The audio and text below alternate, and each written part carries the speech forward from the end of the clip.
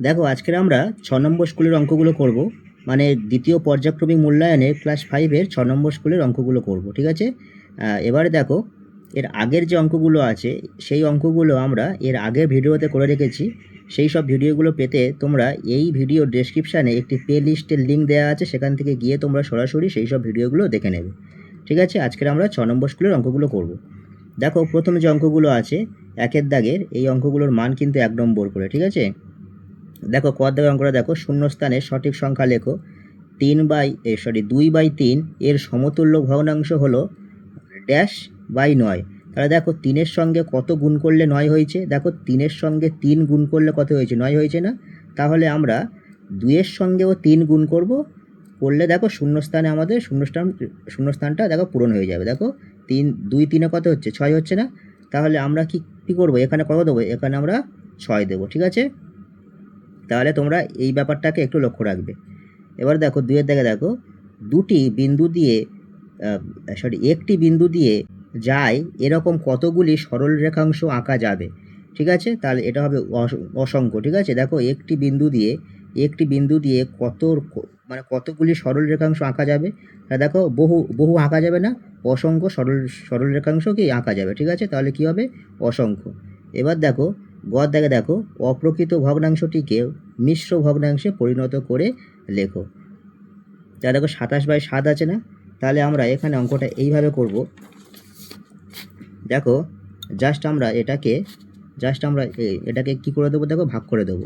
তাহলে 27 ভিতরে নেবো এবং 7 দিয়ে এটাকে ভাগ করব। তাহলে দেখো 7 3 কত হয়, 21। তা দেখো ভাগ শেষ কত হচ্ছে, 6 হচ্ছে। তাহলে আমরা কি করব, দেখো যেটা ভাগ ফল হচ্ছে সেটাকে আমরা জাস্ট পূর্ণ সংখ্যায় নিয়ে আসবো এবং যেটা হরে ছিল সেই হরটা এখানে দিয়ে দেবো, আর যেটা ভাগ শেষ থাকবে সেটা লবে দেবো।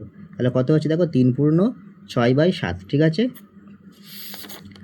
এবার দেখো ঘর দেখো, শূন্যস্থান পূরণ করো, বর্গাকার ক্ষেত্রের পরিসীমা কত। তাহলে দেখো বর্গাকার ক্ষেত্রের পরিসীমা হলো কি 4 গুণিতক একটি বাহুর দৈর্ঘ্য, ঠিক আছে। শূন্যস্থানে কী হবে, একটি বাহুর দৈর্ঘ্য হবে, ঠিক আছে। তোমরা একটা জিনিস এই অঙ্কটা একটু বোঝার চেষ্টা করো। দেখো ঘর দেখার অঙ্কটা দেখো, বর্গাকার ক্ষেত্রের পরিসীমা মানে কি 4 গুণিতক একটি বাহুর দৈর্ঘ্য। তা দেখো আমরা যদি এটাকে বর্গাকার মনে করি, দেখো বর্গাকার মানে কি প্রতিটা বাহু কি সমান, তাহলে এই বাহুটা কি প্রত্যেকটা বাহু কি সমান। তাহলে আমাদের দেখো পরিসীমা বার করতে বলেছে, তার পরিসীমা বের করার নিয়ম কি, দেখো এই যে 4টে বাহু আছে, এই 4টে বাহুর কি যোগ করে দেবো, তাহলে যোগফল। তাহলে 4টে বাহু যোগ করার থেকে একটি বাহুর দৈর্ঘ্য নিয়ে সেটাকে 4 দিয়ে যদি আমরা গুণ করে দিই, তাহলে তো সেই একই ব্যাপার হলো, তাই না। তাহলে বর্গাকার ক্ষেত্রের পরিসীমা কত, 4 গুণিতক একটি বাহুর দৈর্ঘ্য, ঠিক আছে।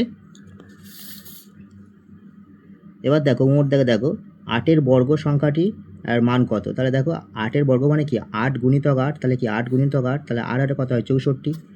এবার দেখো দেখো 0.05 এবং 0.50 এর মধ্যে কোন সংখ্যাটি বড় তা লেখো। তাহলে দেখো এখানে একটা জিনিস লক্ষ্য করো, দেখো এই সংখ্যাটা এবং এই সংখ্যার মধ্যে দেখো দশমিকের পর শূন্য বাদে সংখ্যা দেখো কত দূরে আছে। তাহলে দশমিকের পর শূন্য বাদে যে সংখ্যাটা সব থেকে দূরে থাকবে সেই সংখ্যাটা হলো সব থেকে ছোটো, ঠিক আছে। তাহলে দেখো এটা দেখো 2 নম্বরে কী আছে, 5 আছে। আর এখানে দেখো দশমিকের পরে 1 নম্বরে 5 আছে। তাহলে কোন সংখ্যাটা সব থেকে বড়, এই সংখ্যাটা সব থেকে বড়, আর এই সংখ্যাটা কি সব থেকে ছোটো, ঠিক আছে। তাহলে আমাদের এখানে কি বলেছে দেখো, কোন সংখ্যাটি বড়। তাহলে দেখো কোন সংখ্যাটি বড় মানে এই সংখ্যাটি বড়, তাহলে আমরা প্রথমে এই সংখ্যাটি দেবো, তারপরে এই সংখ্যাটি দেবো, ঠিক আছে। তাহলে এদিকে আমরা গেটার দেন দেবো। এবার দেখো দেখো 75 পয়সা সমান সমান কত টাকা, ঠিক আছে। তাহলে দেখো আমরা 75 পয়সা এটাকে জাস্ট আমরা যখন টাকায় কনভার্ট করব তখন কি করব, 100 দিয়ে ভাগ করে দেবো, ঠিক আছে। তাহলে যদি আমরা 100 দিয়ে ভাগ করি, তাহলে দেখো আমরা কি 75 পেয়েছিলাম না, 75 পেয়েছি। তাহলে কি শূন্য খাইয়ে আমরা দশমিক খাইয়ে আমরা একটা কি করলাম, এখানে একটা জাস্ট আমরা শূন্য দিলাম। এবার দেখো 7 শূন্য 100-র সঙ্গে যদি আমরা 7 কি গুণ করি, তাহলে কত হচ্ছে দেখো 100 সাথে কত 700, তাহলে 5 লাগছে আর শূন্য লাগছে, আর এই দশমিকের জন্য আমরা একটা আরও শূন্য নিলাম। তাহলে দেখো 100 দিয়ে যদি আমরা 5 গুণ করি তাহলে কত পাচ্ছি, 500, ঠিক আছে। তাহলে দেখো 0.75, তাহলে এটা কি টাকা, তাহলে এটা হলো টাকা। তাহলে 75 পয়সা সমান সমান 0.75 টাকা। এবার দেখো বর্গীয় দেখো যোগ করো, যোগফল নির্ণয় করো। দেখো আমাদের এখানে দেখো হরে কী আছে, দেখো হরে দুটো হরে কী আছে, 5 আছে। তাহলে আমরা জাস্ট এখানে 5 বসিয়ে দেবো মানে কি সম্পূর্ণ হরে আমরা 5 বসিয়ে দিলাম। আর উপরে যা আছে 1 + 3 1 + 3 দিয়ে দিলাম। তাহলে কত হচ্ছে দেখো 4/5, ঠিক আছে। এবার দেখো 2 এর করটা দেখো, বিয়োগ করো। তাহলে বিয়োগফল নির্ণয় করো। তাহলে কী আছে দেখো 6/20 - 7/30, ঠিক আছে। দেখো আমরা বিয়োগটা এইভাবে করব, দেখো 6/20 - 7/30। তাহলে দেখো এর যে হরগুলো আছে এই হরগুলোকে নিয়ে আমরা কি করব, লসাগু করে দেবো। তাহলে লসাগু করলে কত পাচ্ছি, 60 পাচ্ছি। তাহলে আমরা টোটাল হরে কি বসাবো, 60 বসিয়ে দেবো। এবার দেখো এই 20 60-এর মধ্যে কতবার যায়, 3 বার যায়। তাহলে 3 20 60 হচ্ছে। তাহলে 3 × 6, ঠিক আছে। এবার দেখো বিয়োগ দেবো, বিয়োগ দিলাম। এবার দেখো 30 60-এর মধ্যে কতবার যায়, 2 বার যায়। তাহলে 2 30-এ 60। তাহলে এই 2 × কী হবে, 7 দিয়ে দেবো, ঠিক আছে। এবার দেখো 60 যেমন ছিল তেমন আমাদের হরে চলে এলো। এবার দেখো 3 6 18 - 2 7 14। এবার চলে এসে দেখো 60। আর দেখো এটাকে তুমি যদি বিয়োগ করো তাহলে কত পাচ্ছ, দেখো 4 পাচ্ছ, ঠিক আছে। তাহলে 4/60। এবার 4/60কে তুমি যদি কাটো তাহলে দেখো 4 একে 4 আর 4 এবং 4 15 কত হয়, 60, ঠিক আছে। তাহলে কত হচ্ছে, 1/15। এটাই আমাদের উত্তর, এটাই আমাদের বিয়োগফল, ঠিক আছে। এবার দেখো 2 এর ঘরটা আমরা করব। দেখো একটি আয়তাকার মাঠের পরিসীমা 120 মিটার, মাঠটির প্রস্থ 20 মিটার হলে দৈর্ঘ্য কত, ঠিক আছে। তাহলে দেখো অঙ্কটা আমরা এইভাবে করব। দেখো একটি আয়তাকার মাঠের পরিসীমা কত, 120 মিটার। তাহলে আয়তাকার মাঠের অর্ধ পরিসীমা কত, অর্ধ পরিসীমা কত, অর্ধ পরিসীমা মানে কি, এর হাফ। তাহলে দেখো 120/2 মিটার, ঠিক আছে। তাহলে এটাকে যদি আমরা ভাগ করি তাহলে কত পাচ্ছি, 60 মিটার। এবার দেখো প্রস্থ 20 মিটার হলে দৈর্ঘ্য হবে কত। তাহলে যদি প্রস্থ 20 মিটার হয় তাহলে দৈর্ঘ্য কত হবে, তাহলে অর্ধ পরিসীমা বিয়োগ প্রস্থ, ঠিক আছে। তাহলে অর্ধ পরিসীমা কত, দেখো অর্ধ পরিসীমা হলো 60 মিটার। তাহলে 60 এবং প্রস্থ কত, প্রস্থ হলো 20 মিটার, ঠিক আছে। তাহলে এটাকে যদি আমরা বিয়োগ করি তাহলে কত পাচ্ছি, দেখো 40 মিটার। অতএব দৈর্ঘ্য হবে কত, 40 মিটার, ঠিক আছে। তোমরা অঙ্কটা ভালো করে দেখে নাও, নিলে আরও সুন্দর করে বুঝতে পারবে। আর একটা ব্যাপার দেখো, আমি যদি এটাকে যদি মনে করি একটি আয়তাকার মাঠ, দেখো এই মাঠের পরিসীমা কত, পরিসীমা কি বলেছে দেখো 120 বলেছে না। তাহলে 120। এবার দেখো পরিসীমা মানে কি, এই এটা এটা এটা এটা মানে কি, চারটে যে বাহু আছে সেই চারটে বাহু দৈর্ঘ্য যোগফল 120। তাহলে হাফ করলে কত হবে, তাহলে একটি দৈর্ঘ্য এবং একটি যদি আমি প্রস্থ নিই তাহলে কী হবে দেখো। তাহলে আমি যদি এটাকে 2 দিয়ে যদি ভাগ করি তাহলে কত হচ্ছে, 60 মিটার। এবারে দেখো এখান থেকে যদি দেখো আমাকে এখানে কী বলেছে দেখো, প্রস্থ আমাকে বলে দিয়েছে, মানে কি এটাকে বলে দিয়েছে। তাহলে এইটুকু আমাদেরকে বের করতে হবে।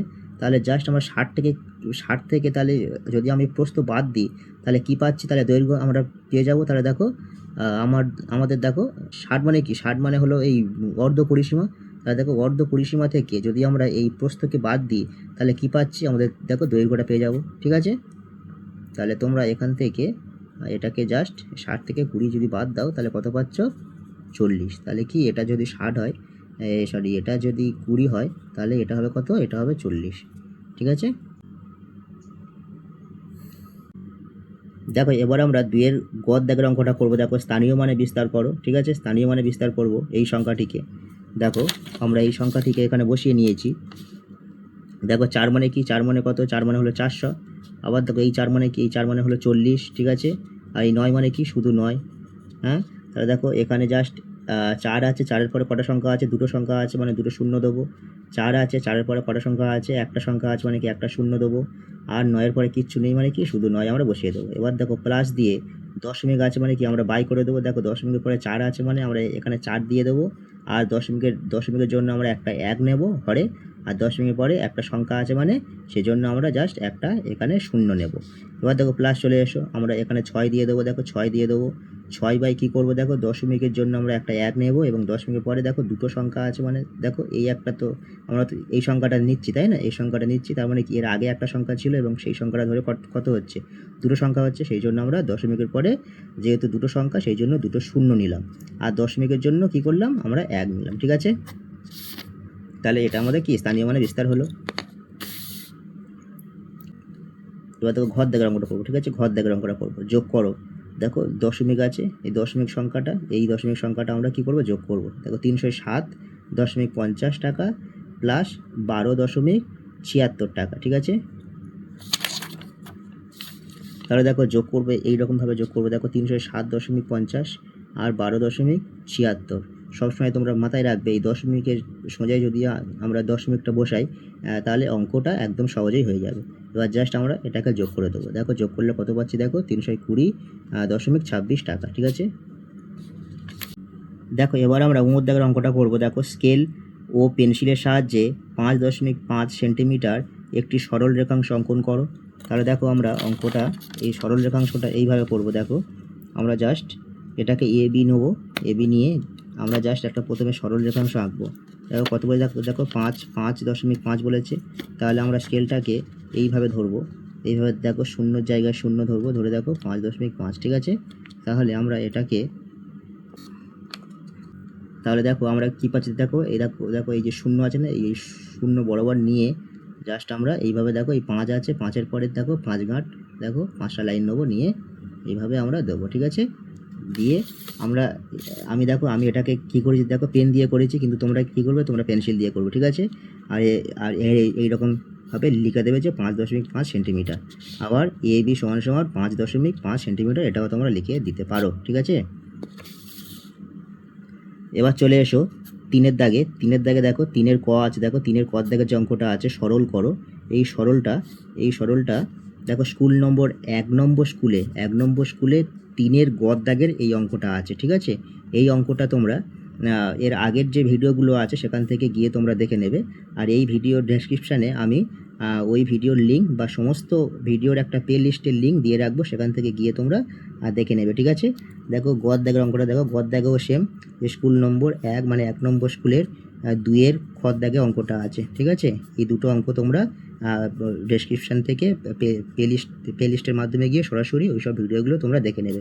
তারপরেও আমরা দেখো এই 3-এর ক এবং খ দাগের অঙ্কটা, দেখো 3-এর ক দাগের অঙ্কটা একবার দেখে নাও জাস্ট। এই অঙ্কটা তোমরা সুন্দর করে দেখে নিলে পার্ট টু পার্ট তোমরা বুঝতে পারবে। তাছাড়াও তোমরা অঙ্কটা এর আগের ভিডিওগুলোতে গিয়ে তোমরা দেখে নিতে পারো। দেখো 3-এর খয়ের দাগের যে অঙ্কটা আছে এই অঙ্কটাও তোমরা দেখে নাও। এই অঙ্কটা 1 নম্বর স্কুলে করানো আছে, সেখান থেকে তোমরা টোটাল ভিডিওটা তোমরা দেখে নিতে পারো, ঠিক আছে। ডেসক্রিপশানে লিঙ্ক আছে, সেখান থেকে গিয়ে তোমরা সমস্ত ভিডিওগুলো দেখে নিতে পারো। এই ভিডিওটা মানে এই যে অঙ্কটা এখান থেকে তোমরা দেখে নাও, জাস্ট দেখে নিলে পার্ট টু পার্ট তোমরা বুঝতে পারবে, ঠিক আছে। পার্ট টু পার্ট বুঝতে পারবে। ওকে, চলো তারপরের অঙ্কগুলো করি। দেখো 4-এর দাগের অঙ্কটা দেখো, ক দাগের যে অঙ্কটা আছে, দেখো স্কেল ও পেন্সিলের সাহায্যে 7.5 সেন্টিমিটার দৈর্ঘ্যের এ বি রেখাংশ অঙ্কন করো। জাস্ট একদম এই দাগের অঙ্কের মতন, ঠিক আছে। দাগের অঙ্কের মতন 4-এর খ দাগের অঙ্কটাও তোমরা দেখে নাও। দেখো এইরকমভাবে তোমরা চারের যে ক দাগের অঙ্কটা আছে এইরকমভাবে করবে। দেখো এখানে দেখো 7.5, দেখো 7.5, দেখো 7.5 এই সেন্টিমিটারটা আমরা এইভাবে নেবো। দেখো শূন্য থেকে আমরা ধরবো, শূন্য থেকে ধরলে কী পাচ্ছি, দেখো 7.5 পাচ্ছি, ঠিক আছে। তোমরা ঠিক করে দেখে নাও।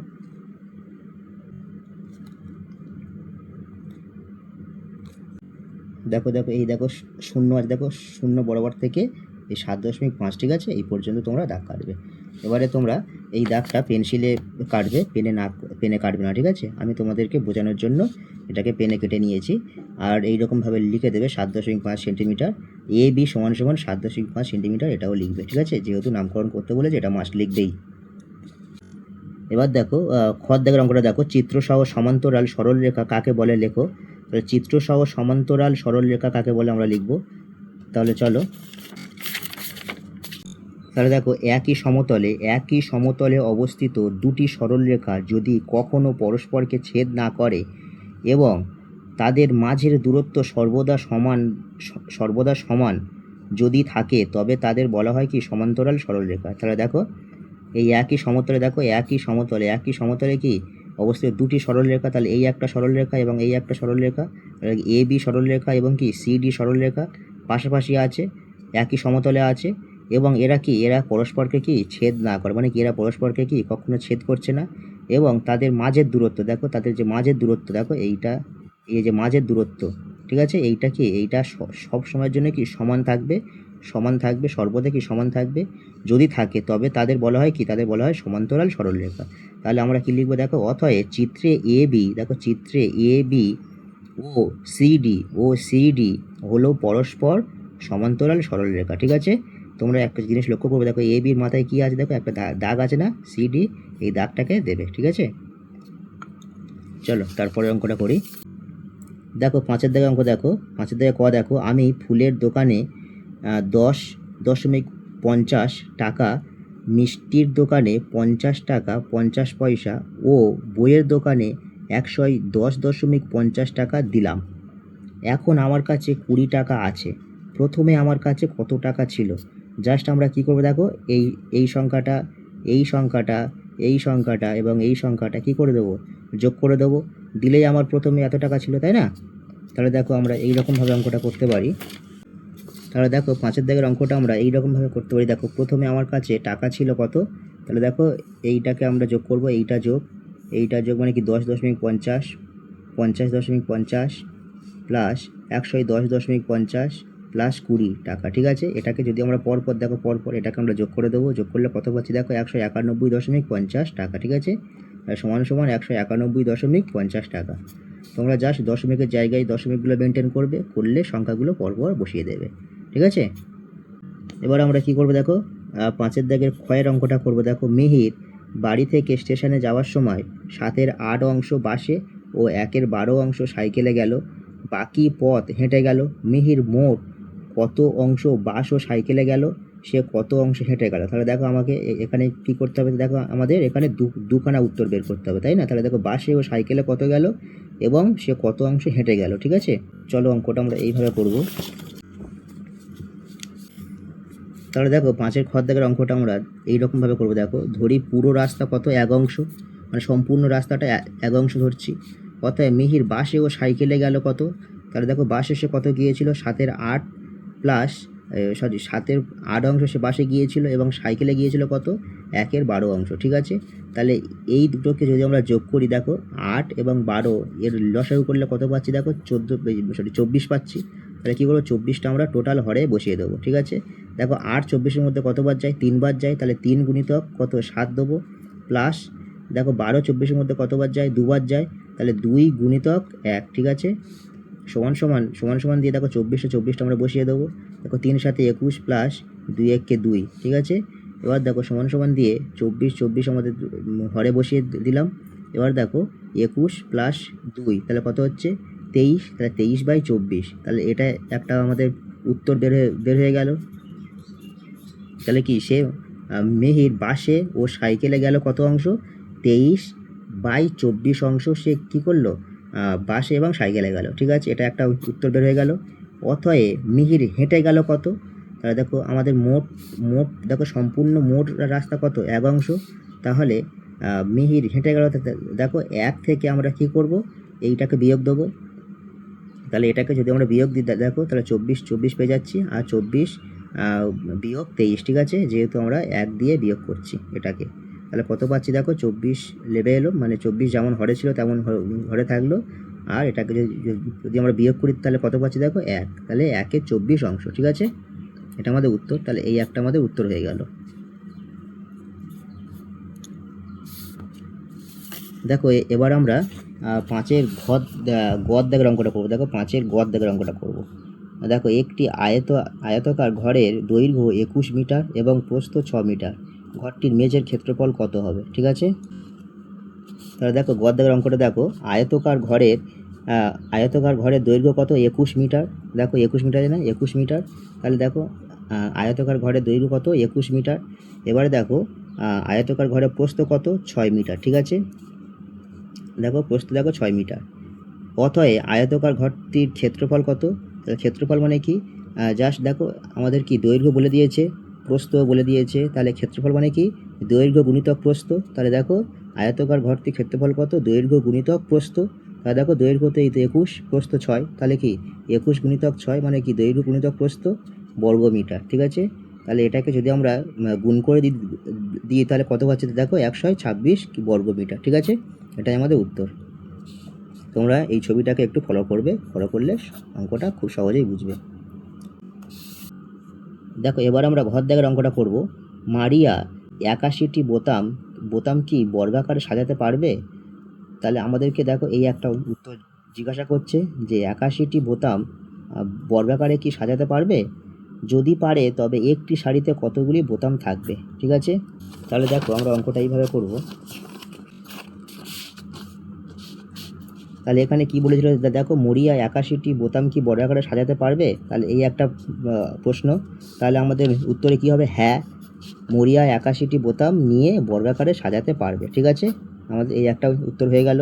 এবার দেখো অথবা একটি শাড়িতে বোতাম থাকবে কত? তাহলে মোট বোতাম আছে কত? 81টি। তাহলে এটাকে যদি আমরা বর্গমূল বের করি তাহলে কত পাচ্ছি? দেখো সমান সমান দিয়ে তাহলে 9 গুণিতক 9, তাহলে কি এটাকে যদি আমরা ভাঙি 81কে যদি আমরা ভাঙি তাহলে কি 9 গুণিতক 9 পাচ্ছি। তাহলে আমরা কি রুট তুলে দেবো, দেওয়ার সঙ্গে সঙ্গে কি হবে? তাহলে একটা 9 আমরা এখান থেকে বের করে নিয়ে আসবো। ঠিক আছে, তাহলে 9টি। তাহলে কী হয়েছে দেখো, অথবা একটি শাড়িতে বোতাম থাকবে কত? 9টি বোতাম থাকবে। দেখো আজকের আমরা পঞ্চম শ্রেণীর 6 নম্বর স্কুলের অঙ্কগুলো করলাম, মানে দ্বিতীয় পর্যায়ক্রমিক মূল্যায়নে 6 নম্বর স্কুলের অঙ্কগুলো করলাম। এই স্কুলের অঙ্কগুলোর আগের যে অঙ্কগুলো আছে সেগুলো পেতে হলে তোমরা এই ভিডিও ডেসক্রিপশানে একটি প্লে লিস্ট আছে, সেখান থেকে গিয়ে তোমরা সমস্ত ভিডিওগুলো দেখে নেবে। আর এর পরের যে অঙ্কগুলো আছে এর পরের ভিডিওতে করে রাখবো। ঠিক আছে, আর এই যে অঙ্কগুলো যেগুলো করলাম সেগুলো তোমাদের যদি কোনো অসুবিধা হয় তাহলে আমাকে জানাবে, আমি কমেন্টে প্রত্যেকের প্রশ্নের উত্তর দিয়ে দেবো। ঠিক আছে, চলো বাই, পরে আবার দেখা হবে।